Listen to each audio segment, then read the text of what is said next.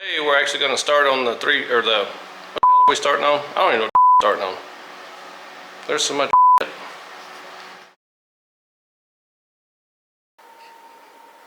Alright guys, we're back at the rental. We've got it painted. We're finishing up some flooring today, some trim, and cleaning, I think.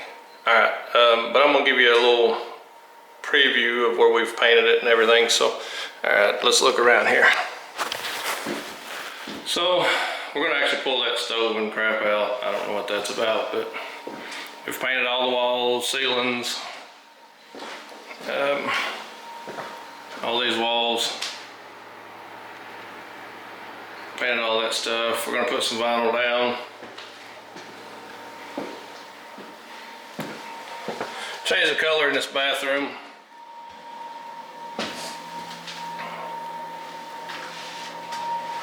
So we got to get it. All the hallways, we got to touch up. We're going to do some stuff on the floors. This room's, if you can see, it's kind of dark. It's repainted all the way through. We'll go upstairs.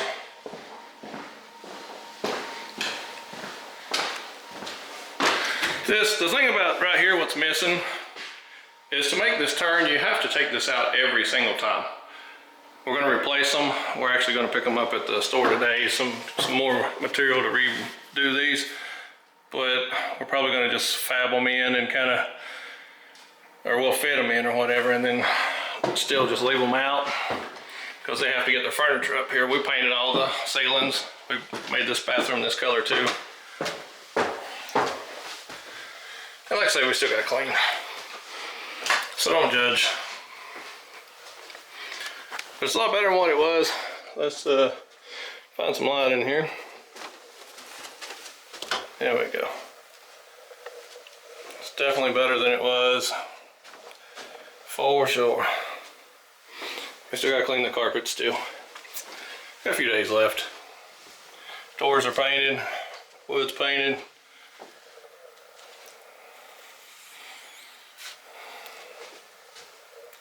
Somebody didn't cut in, I guess. Well, there's no bulbs. So, well, that's where we're at on the rental. I've already took a deposit on it, so we're going to try to finish up this week.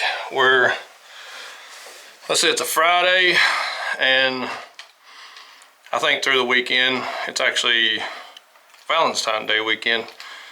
And it's Friday, and I think President's Day's Monday, so I think I got Monday to finish it up too. So we'll still get the carpet clean. Today we're going to pull up some trim, lay new vinyl downstairs. But we're on that last leg of it, so the rental's straightened out. It's already re-rented. We got to finish up some stuff here, and then we'll be back to the shop getting some work done, finally. And then I think I got another rental right after this. It has to be, I don't think it's as extreme. I think it's got to be painted. It's going to be touching up. I think I got a water heater there. It has to be replaced and some other stuff. But hopefully it's not this bad. But, you know, at the same time, when people live in a house and they move out and all that, it's going to be dirty, especially got kids and stuff. So I'll accept so much as just daily living. But some of it's going to end up being more than that. So let's hope it's not more than that. Let's hope. All right, well, that's where we're at with this rental. May get a preview once we get some vinyl down and some of that stuff, so, and the carpet's clean.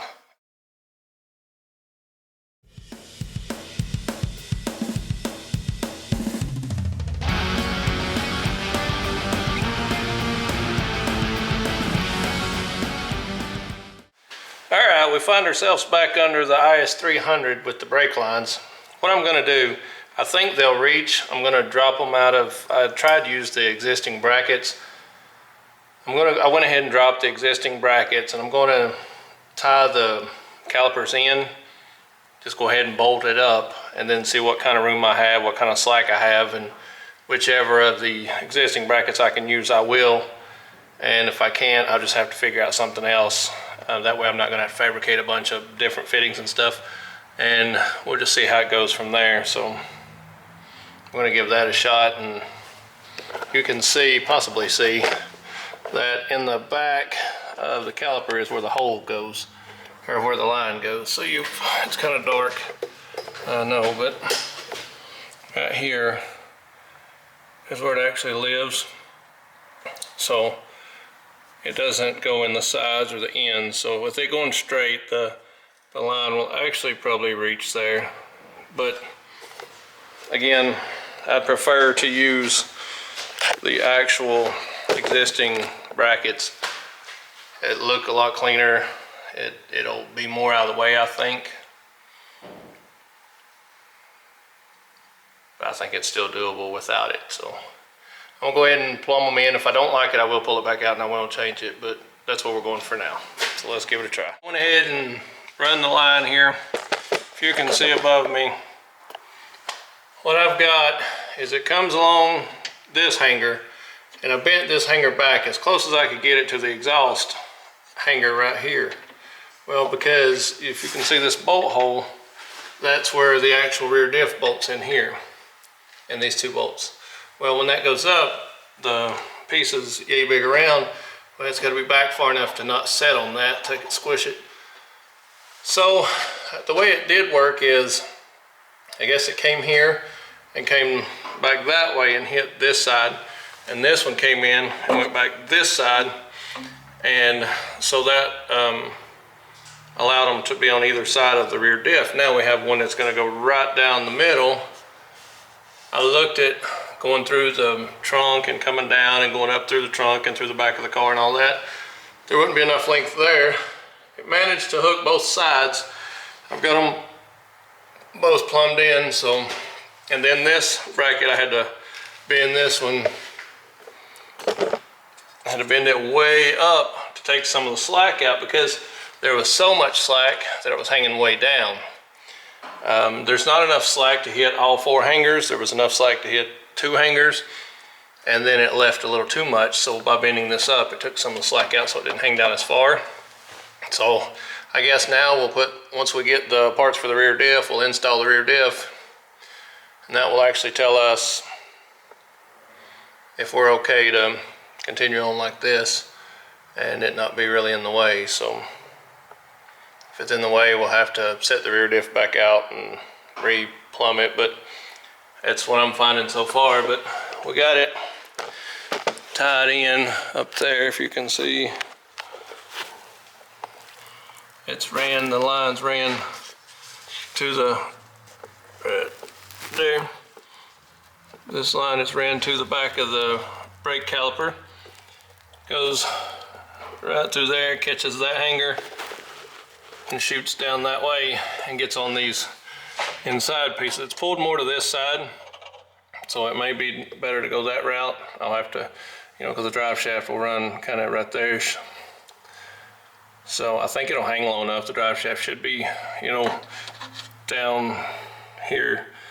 So we should be okay as far as the drive shaft touching it. We should be good there. The other side's tied in up there, and it runs. I couldn't hit that hanger I wanted to, or this hanger would live right here.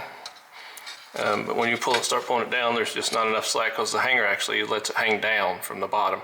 So there wasn't enough slack to get them down here on either side. I couldn't do either one of them.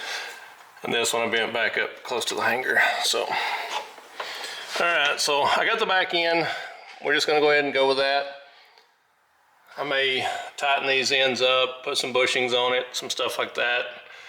But other than that, that's pretty much it until we get the diff to see how it's gonna set, make sure it's gonna be out of the way here and not really hinder the diff any or lay on it. I can't have it laying on the actual piece that turns. So I'm gonna make sure that we're off of that and out of the way of the drive shaft. Other than that, should be pretty good. We put some weight on it, recheck it, make sure it's not touching, and then we should be good. I think it's gonna set low enough to not be in the way. I think we're gonna try it. And if I have to, we'll just add some brackets in or some more hangers. But we'll see where it looks like, what it looks like. You know what I'm saying. So, all right, so we're closing in on finishing up the actual e-braking part of it. So fingers crossed that this works out. We're still waiting on the bushings for the rear diff, the plate for the e-brake handle. And one thing we did get though, show you what we did get. All right, you see them, these tires here, super slick, kind of dark here. Let me turn the light. All right, so those tires are super slick. All right, so what do you think we got now? How about that? What I did notice in the drift world, and I've been digging and trying to learn, and there's things, like I said, that I'm gonna sit down and make a list of things that I've learned up to this point, because it took me a little while. I mean, you know, a couple, 3 months into this, and I learned a little bit here and there. Well, on the taller sidewalls, the tire tends to roll over. There's more sidewall, so when there's more sidewall, it's actually softer. So when you're in a drift and you're really tugging at the bottom of that bottom of that tire will pull under the car a little and almost do a roll. And so when it does that, it hits the outside of the tires real bad. And so on the 350Z, we actually had it tore a big chunk off of the outside of the tire. So the tire's useless. The tread's great. But on the outside piece, it's corded, I guess you would call it. It tore the outside skin off of that tire, so it's not any good anymore. Even though there's a lot of tread left, the tire itself is shot.